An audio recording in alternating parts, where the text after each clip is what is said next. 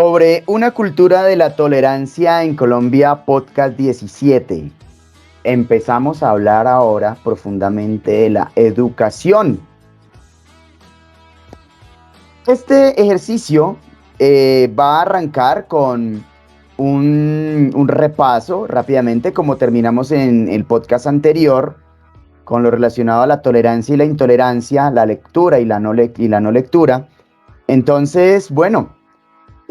Nuestro propósito como tal en esta primera temporada de los podcasts es hacer todo un ejercicio de análisis y digamos de aproximación a lo que es este problema de la tolerancia y la intolerancia en Colombia. Aprovechamos las dos coyunturas electorales de este año que se nos presentaron en bandeja de plata para poder colocar ejemplos muy aterrizados de cómo se manifiestan diferentes formas de intolerancia en nuestro país, la manipulación de los medios de comunicación, sobre, digamos, las personas de todos los rincones del país a través de distintas estrategias. Hablamos de cómo nos manipularon los diferentes canales de televisión tradicionales en diferentes medios a través de las redes sociales y en fin. También hablamos y pusimos ejemplos de cómo eso se presentó en otros momentos históricos y en otros lugares del mundo, por ejemplo la Alemania nazi. Hemos tocado a Hannah Arendt, hemos tocado lo que sucedió por ejemplo en Sudáfrica, hemos hablado sobre lo que ha sucedido a lo largo de décadas en nuestro país, pusimos como ejemplo diferentes maneras de intolerancia. Y luego entonces seguimos avanzando en ese análisis y lo relacionamos en los podcasts anteriores con la lectura y la no lectura, en donde planteábamos que personas que no tienen desarrollada esa buena capacidad lectora, pues entonces son personas más propensas a ser intolerantes porque precisamente no tienen las herramientas para leer al otro, hacer una lectura del otro. Y por ende, si una persona tiene una muy buena capacidad de lectura y puede leer al otro, es capaz también de entenderlo, ponerse en su lugar y generar mayores niveles de empatía, y que eso entonces permite, por lo tanto, unos altos niveles de tolerancia. Y así hemos seguido trabajando con diferentes también autores colombianos, esencialmente Estanislao Zuleta, en el último ejercicio sobre la lectura de Estanislao Zuleta. Y entonces en este punto nos encontramos ya listos, habiendo salido, digamos, de una cueva, simbólicamente como está en esta imagen. Ahora vamos a empezar a mirar un panorama un poco más amplio, pero ese panorama más amplio lo vamos a ver desde la educación. Entonces, bueno, este tema nos ha llevado por diferentes textos y nosotros, pues, el profesor Enrique, la profesora Laura, el maestro John y quien les habla, el profesor Mario Rojas, hemos estado haciendo juiciosos este trabajo. Somos nosotros la cara en este momento visible de todo lo que es el proyecto Sinergia a través de estos podcasts, pero pues que hay muchas más personas detrás de él. Les hemos invitado a que visiten nuestra página, a que revisen más de lo que nosotros estamos haciendo en este proyecto pedagógico. Y aquí, pues, ¿qué será entonces lo que viene? Lo que viene en los próximos podcasts desde la educación es precisamente un trabajo en torno al texto Educación y Filosofía de Estanislao Zuleta. Ese texto servirá como eje alrededor del cual el profesor Enrique, la profesora Laura, el profesor Mario y el maestro John estaremos haciendo nuestro ejercicio, nutriéndolo con diferentes autores para pues lograr un ejercicio un poco más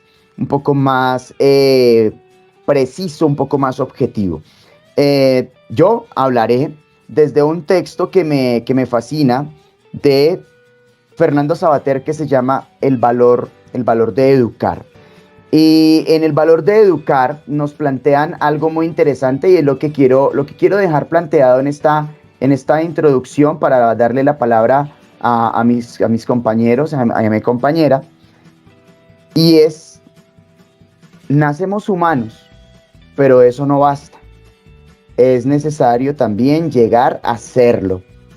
Es decir, nos construimos como humanos, y ser humanos implica toda una serie de cualidades que a lo largo de siglos se han ido consolidando como las esenciales para determinar la humanidad. Cuando nacemos humanos, dice Sabater,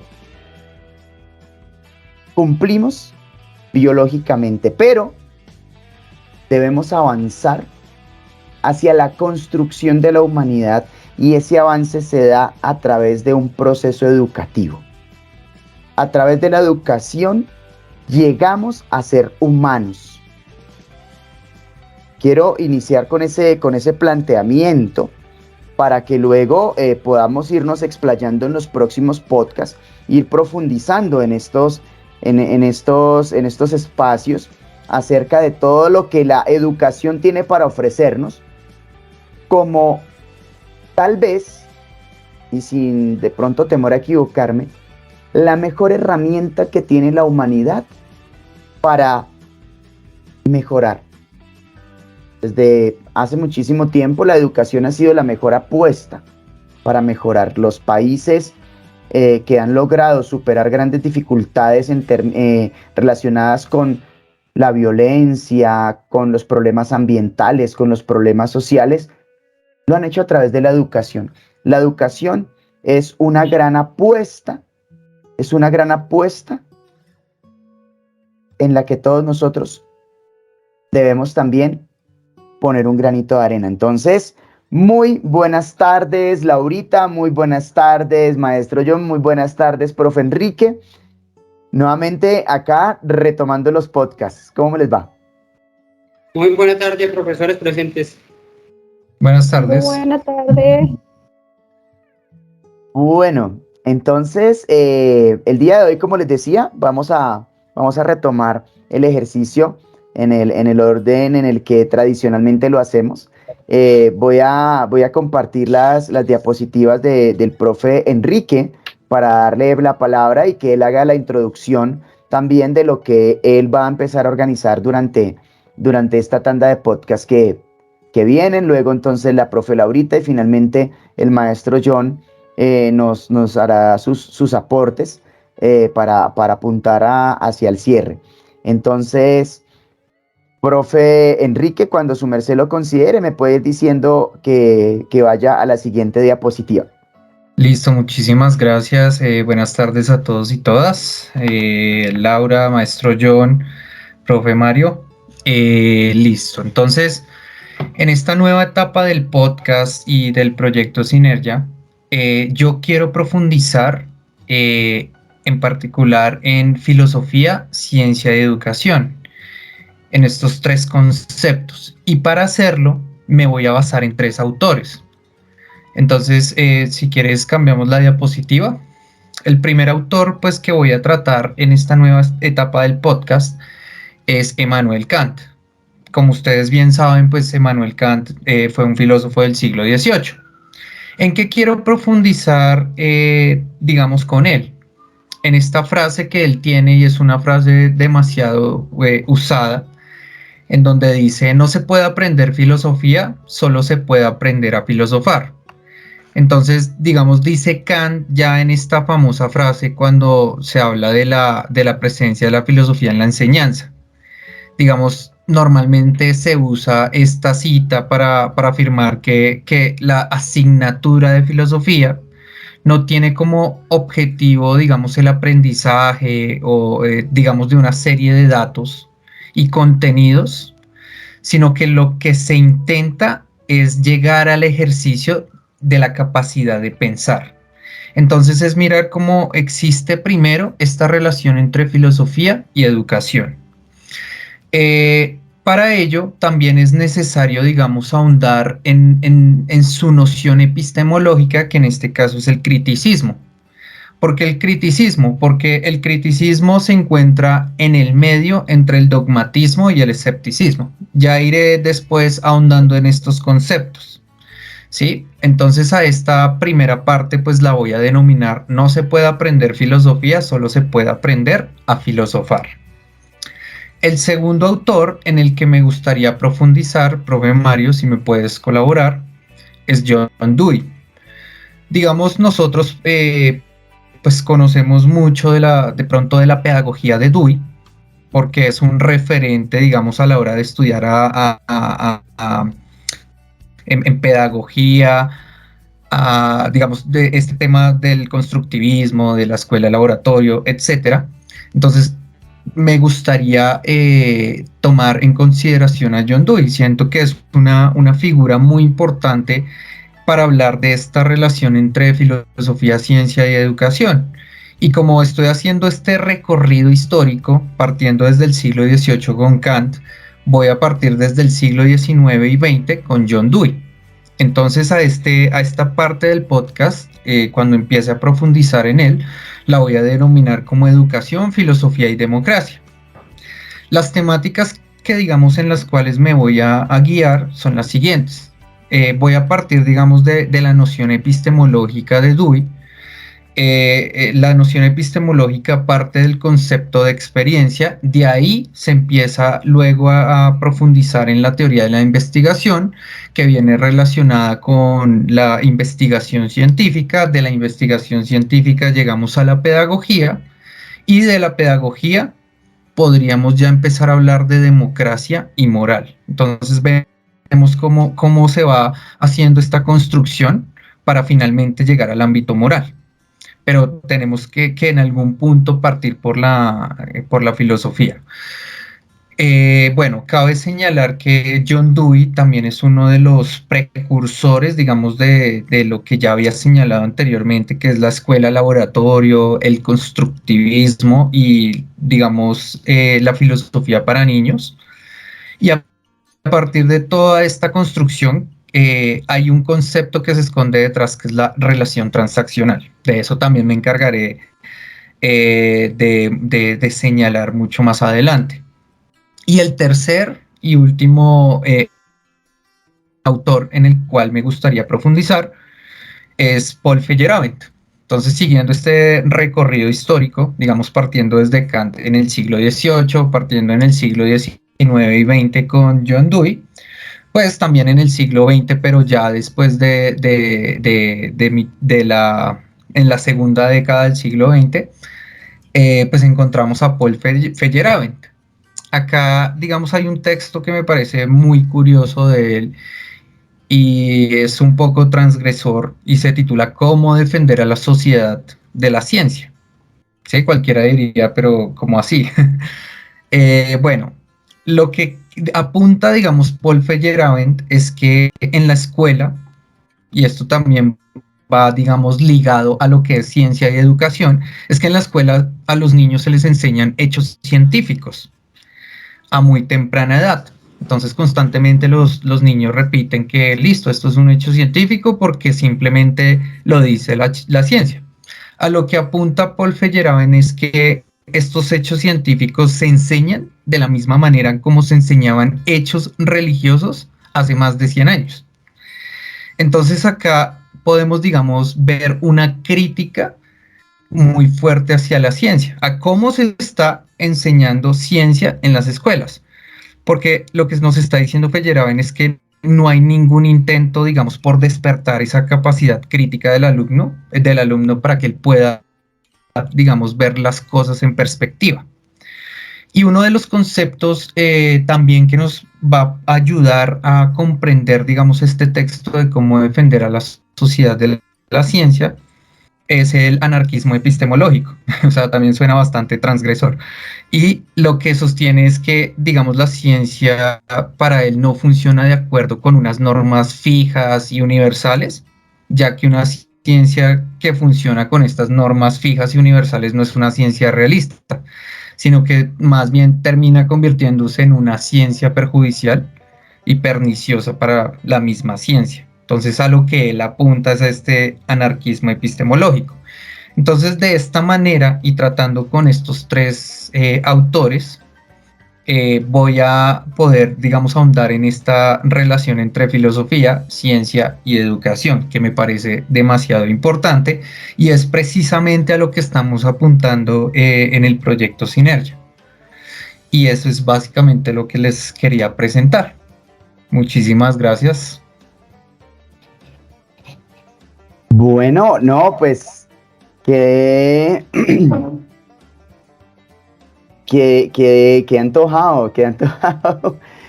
Me hizo pensar en algo, profe Enrique, mientras Laurita se prepara para su intervención, y es docentes a científicos, entendiendo el prefijo a como la negación, ¿no? Que enseñan la ciencia como si estuvieran recitando un versículo de algún texto bíblico, ¿sí? Pero que no piensan desde la ciencia, no tienen un pensamiento científico, ¿sí? Como lo propone Carl Sagan en El mundo y sus demonios, el pensamiento científico, ¿sí? Y entonces terminan cayendo en falacias. Es decir, esto es verdad porque lo dijo este señor que es científico, punto. Pero a veces el profesor, la profesora no ha hecho el ejercicio de comprensión real, ¿sí? De lo que está planteando en alguna sesión de aula. Entonces, eso es algo que también tenemos que entrar a revisar, ¿sí? Porque pues muchos docentes se han dedicado a la erudición, pero no a la sabiduría, no de verdad al desarrollo de un conocimiento profundo desde la filosofía y la ciencia, desde la filosofía y desde la ciencia. Entonces, Enrique, esto va a estar muy chévere. Muchísimas gracias por lo que nos propones para los próximos podcasts desde Kant, Dewey y Feyerabend. Y pues ahora vamos a escuchar a Laurita, que nos va a deleitar con el texto eje, el ojo del huracán, en estos próximos podcasts. Laurita, te escuchamos. Hola, buenas tardes. Bueno, como lo acaba de mencionar el profe Mario, mi intervención pues es con el texto que nos llevó a consultar otros autores para fortalecerlo de alguna manera.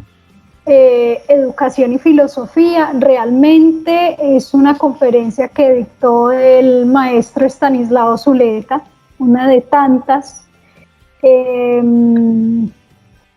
Bueno, antes hacer la invitación a leer pues este texto y insistir en el texto sobre la lectura, podcast que realizamos en sesiones anteriores. El elogio de la dificultad, uno de sus valiosos textos, que pues de alguna manera fue el texto del que él hizo mención cuando recibe el doctorado honoris causa, que es como uno de sus reconocimientos claves para digamos, ser reconocido en el mundo, en el escenario académico. Bueno, educación y filosofía es una conferencia que pues tiene 4 momentos ejes. Uno de estos es la educación como proceso de formación. El segundo eje, la educación como entrenamiento. Tercero, hacia una educación filosófica que pues retoma elementos de lo que de alguna manera menciona el profe Enrique y el profesor Mario. Cuarto, la educación como proceso, como formación, de ciudadanos. Entonces, en el primer momento, en la primera idea fuerza de esta conferencia, la educación como proceso de formación, es hacer mención de que el estudiante o el ser humano finalmente no está para solamente recibir información, datos, sino también para él mismo investigar,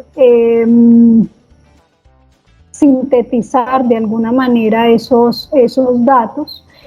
Uno de los momentos que cita en esta idea fuerza de la educación como proceso de formación y que ejemplifica de alguna manera es que pues el ser humano, el hombre finalmente no es como un vaso de agua que con un cordón, con una cuerda puede llenar otro, no, sino que él mismo puede ir, dependiendo de sus necesidades, del entorno que lo rodea, ir adquiriendo sus propios aprendizajes, sus propios elementos para defenderse de alguna manera en la vida.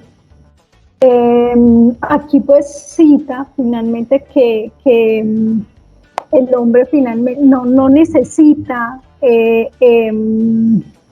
más información precisamente porque está indigesto, está lleno de estos datos que ninguno de estos ha sintetizado, ninguno de estos ha digerido. Necesita es empezar a interpretar, a digerir esta información que pues no es tarea fácil.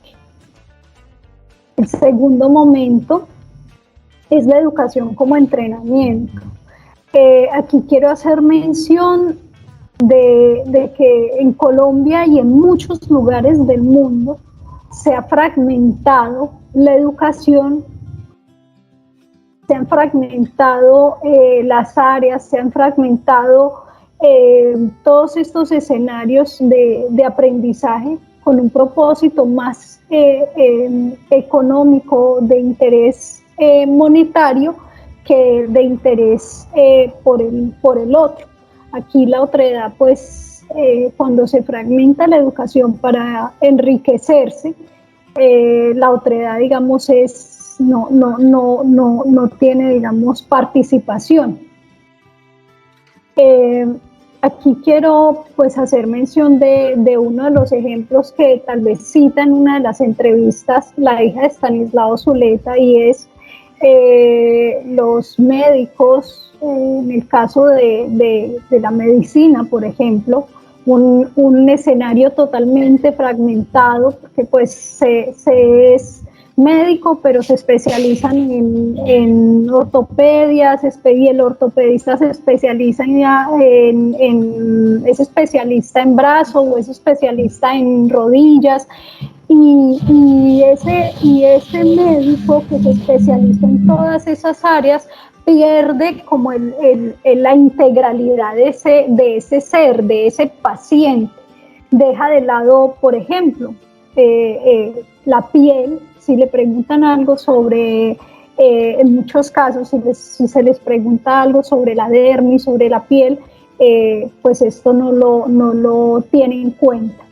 Un ejemplo pues de fragmentar esa formación son todas las áreas, son todas las materias que ahorita se ven en los colegios.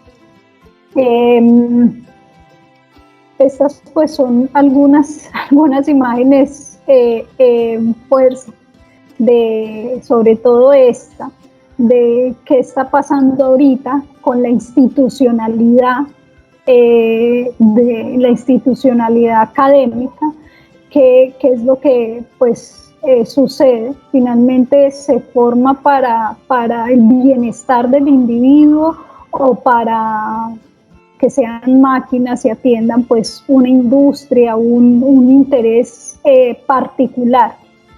Y esto pues no solamente sucede en Venezuela, en Ecuador, en Perú, esto sucede también en Colombia. Bueno, una frase, aquí pues cito una frase de Rodolfo Ginás que recobra y resalta muchas de las ideas que no solamente plantea Stanislao Zuleta en Educación y Filosofía, sino pues en otros textos, en otras conferencias, y es: la escuela enseña la ubicación de los ríos, pero jamás explica la importancia del agua. Somos un baúl completo de contenidos, pero vacío de contexto. De ahí nuestra dificultad para aplicar el conocimiento en la realidad. Y con esto pues no me quiero ir muy lejos de nuestra realidad. Por ejemplo, en la Orinoquía tenemos una universidad, la Universidad de los Llanos, de donde soy egresada. Esta universidad no responde realmente a las necesidades, por ejemplo, agropecuarias que tiene esta zona. Me atrevo a decir esto porque muchos de los proyectos que se financian en la universidad, que financian los ministerios, que financian diferentes organizaciones, son proyectos nulos en la medida en que aún no se da respuesta a las necesidades realmente del sector, en este caso el sector agropecuario. Es una universidad que muchas de sus carreras son de orden agropecuario, y uno dice, bueno, todos esos proyectos, todas esas asignaturas, todo ese dinero que se invierte, de qué manera está respondiendo a las necesidades reales de ese sector. Entonces, ¿de qué nos sirve ver todos esos cursos con denominaciones tan rimbombantes cuando no se responde a las necesidades de un sector, por ejemplo? Entonces, todo proceso de formación, todo entorno académico que busque pues facilitar información o conocimiento, bueno, información, datos y demás, que no visibilice realidades, que no visibilice contextos, problemáticas, realmente no cumple con el objetivo. Esta pues es una de las frases que para mí más relevantes de Rodolfo Ginás. Es un crítico pues de cómo se visibilizan los procesos académicos en este país. No se enseña desde atender las necesidades, sino desde cumplir con un pensum, cumplir con unas asignaturas y listo. Entonces es ir a eso, a que todos esos procesos académicos deben de responder a unas necesidades. Hacia una educación filosófica, pues aquí quiero hacer mención de que la filosofía no se debe ver solamente como un área más, como una materia más, en donde te enseñan pues la fecha de nacimiento, la fecha en que murió X o Y filósofo, sino es empezar a integrar esa filosofía en las diferentes áreas, como una biología, una geografía, la historia, cómo integramos la filosofía para hacer más enriquecedora cada una de esas áreas, y empezar a hacer útil la filosofía, no solamente verla desde fechas, desde diferentes filósofos sino empezar a filosofar. Y pues filosofar, ¿qué significa? Hacer pues ese reconocimiento del valor que tiene cada una de estas áreas, siempre y cuando respondan a las necesidades reales del ser humano. Bueno, la educación como formación de ciudadanos en este momento se cita o se hace mención de algo que me llamó la atención, y es en la escuela, desde la escuela, se le enseña o se incorpora en los estudiantes como si las clases fueran útiles pero aburridas, y el recreo inútil pero divertido o maravilloso. Y uno dice, bueno, si al cerebro le encanta entender, ¿por qué no empezamos a generar escenarios, a fomentar escenarios en donde se dé el valor no solamente a una o dos áreas, no, sino al conocimiento en general? Y yo creo que por eso incorporar la filosofía en las diferentes áreas puede potenciar esa maravilla que debe significar para el ser humano aprender, entender, porque finalmente si se comprende, si se entiende, si se ve el conocimiento desde otra perspectiva, se va a vivir de manera diferente, tal vez más tolerante, tal vez una vida mucho más enriquecedora, si se incorporan en las diferentes áreas esta materia. Me pareció pues triste notar que finalmente sí, y lo digo no solamente por mi hijo, sino en mi caso, ver el recreo como lo inútil, pero lo maravilloso y lo divertido para los niños, y la clase presentarla como algo útil pero aburrido. Eso hay que replantearlo. Estanislao Zuleta murió en 1990 y aún nosotros vemos esa particularidad. Rodolfo Ginás en su época escolar también decía, quiero ir al recreo, me gusta el recreo.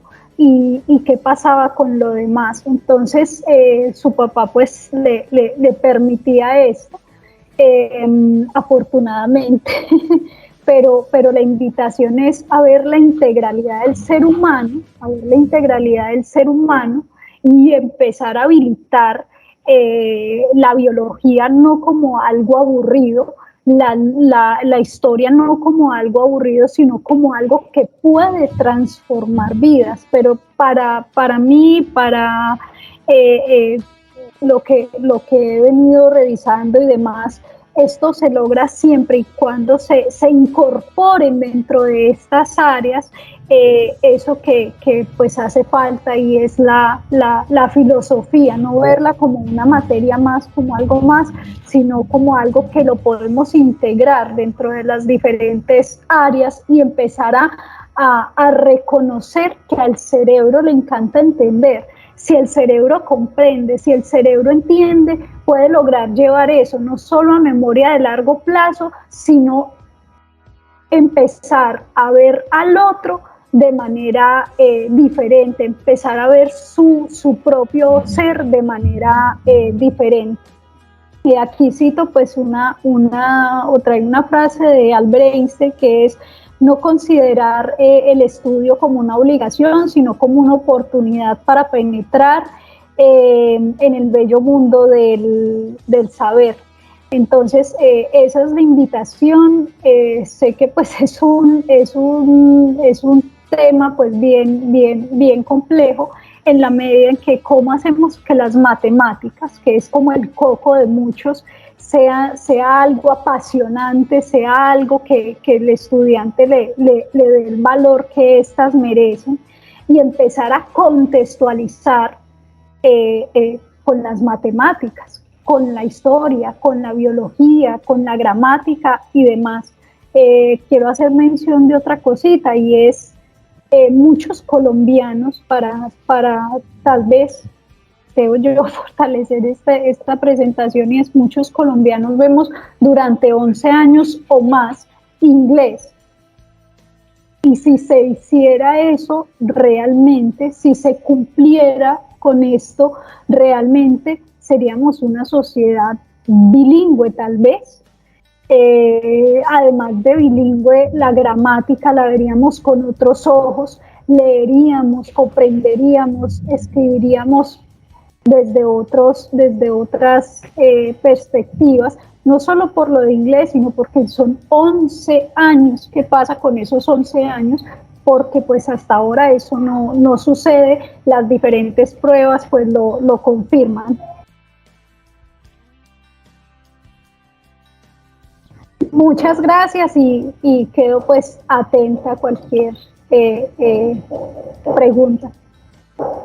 No, Laurita, excelente. Cabe aclarar que nosotros en los ejercicios que hemos venido haciendo a lo largo de este año, ya había Laurita utilizado el texto de Educación y Filosofía como piedra, como mojón para una explicación en torno a lo que vinimos trabajando en podcasts anteriores en relación con la intolerancia. Ahora vamos a profundizar más, por eso hoy Laurita nos ha presentado de una manera magistral, diría yo, los elementos fundamentales del texto hecho desde la conferencia de Zuleta. Gracias, Laurita, excelente, de verdad la presentación de lo que vamos a trabajar como eje, como el ojo del huracán para los próximos podcasts sobre la educación. Muchas cosas hay que hablar sobre la escuela, hay muchos puntos de vista, muchas perspectivas, hay vainas que parecen hasta contradictorias. Por ejemplo, Miguel de Subiría afirma lo siguiente, él le hace una invitación al mundo de la escuela y le dice a la escuela: no se metan con las familias, dejen a las familias quietas. Desde la escuela usted no puede hacer nada con el papá, con el tío, con la abuela, con la mamá. Hay que trabajar eso en los muchachos en el poquito tiempo que uno los tiene allá. Y uno dice, juepucha, es una invitación bastante compleja, porque si uno lo piensa bien, la familia es el núcleo de todo este asunto, ¿sí? Entonces lo que se puede hacer con la mano en la escuela, lo poquito que se hace con la mano en la escuela, se puede borrar con el codo en la casa, ¿sí? Entonces es un tema bien complejo. Otros autores invitan a que la escuela se transforme en un escenario de resistencia, un escenario que se transforme y se reconstruya como el último bastión para defender a la sociedad, ¿sí? Que la escuela se debe rediseñar, porque para aprender conceptos, por ejemplo, para aprender la matemática como tal, la fórmula y el procedimiento, la matematización de algo, está Julio Profe. Hagámosle la propaganda aquí a Julio Profe. Y es que en efecto sirve, ¿cierto? Pero y el desarrollo del pensamiento lógico, la filosofía de la matemática, encontrar la conexión entre la matemática y el arte, la matemática y las otras ciencias, la matemática para la vida, transformar esos conceptos en sabiduría. Ese sería el papel de la escuela. Pero pues parece que no es, ¿sí? O de pronto queda sobre el papel. Por eso nosotros, como es un proyecto pedagógico que está buscando empezar a colocar el granito de arena en todo este ejercicio, y por eso la pregunta y la invitación a participar en esta parte, ya apuntando hacia el final de este podcast, para nuestro queridísimo maestro John es: maestro John, muy buenas tardes, y la pregunta que nos gustaría que su merced nos respondiera y para irla charlando a lo largo de estos podcasts es: ¿qué espera para su vida personal al estudiar con el proyecto de Sinergia? Porque pues está siendo parte del equipo pedagógico, ¿sí? Y está estudiando con nosotros, igual como nosotros estamos estudiando. ¿Qué espera para su vida personal en este ejercicio? Maestro John, buenas tardes. Muy buena tarde para la página Sinergia y un cordial saludo. Y para quienes se quieran inscribir también ahí a la página, entonces para que se den de cuenta que nunca es tarde para lograr esos frutos en los que uno empieza a sembrar esa semilla de esperanza para una transformación a nivel cultural. Y a través de la página, con los profesores presentes, que he estado yo en esa iniciativa de estar aprendiendo cada día más, Y esa transformación es muy importante porque desde el momento en que el profe Mario inicia el podcast y relaciona sobre la cueva, me hace acordar relacionado sobre la alegoría de la caverna, que mientras esté uno en esa oscuridad, nunca va a tener la oportunidad de que todo tenga que ver a la visibilidad de que todo tiene que tener una realidad, que todo no sea un paradigma, que todo tenga un eje central a través de la educación. Y cuando el profe Enrique relaciona sobre la crítica, es como cuando uno ya tiene el concepto de que, como lo dice, no es filosofía ni filosofar, sino que es de entrar en libre pensamiento crítico. ¿Por qué? Porque ya tiene unas bases fundamentadas y estructuradas a través de la misma filosofía, que le da ese libre albedrío y esa comunicación para la empatía, como lo relaciona el profe. Cuando la profesora Laura relaciona sobre las educaciones, y yo estuve en una educación cuando fue por entrenamiento, que solamente le interesaba, solamente era aprenda y el resto vaya al recreo. Entonces, ¿qué pasa? Entonces, nunca sale uno de esa caverna, nunca sale esa oscuridad. Entonces, cuando ya entramos en un eje, ya como personas maduras, ya hombres libres, cuando ya tenemos ese conocimiento, entonces, ¿qué es mi transformación? Mi transformación que estoy haciendo en la página, ¿qué es? Que yo sea un ejemplo para la sociedad que estamos viviendo, de un residuo de política que ha habido, que solamente se alimentaron a través del sistema escolar y nunca pudieron tener las bases fundamentadas de instruir al profesor para que entrara, que al alumno hay que orientarlo, pero también así como el alumno se va preparando, también el profesor también cada día también tiene que entrar también en ese preparando, porque cada día va saliendo algo nuevo. Y cuando vamos haciendo esa transformación, lo dice Mario Alfonso Puig, que dentro de cada ser humano hay alguien, esa chispa, esa persona que hay alguien que existe en este mundo, pero que hay que hacerlo visible cuando hay una realidad. Y esa realidad se mira a través de la página Sinergia, que hay un acompañamiento en equipo y que podemos ser una sociedad de admiración para otros países, que lo decía la maestra Laura.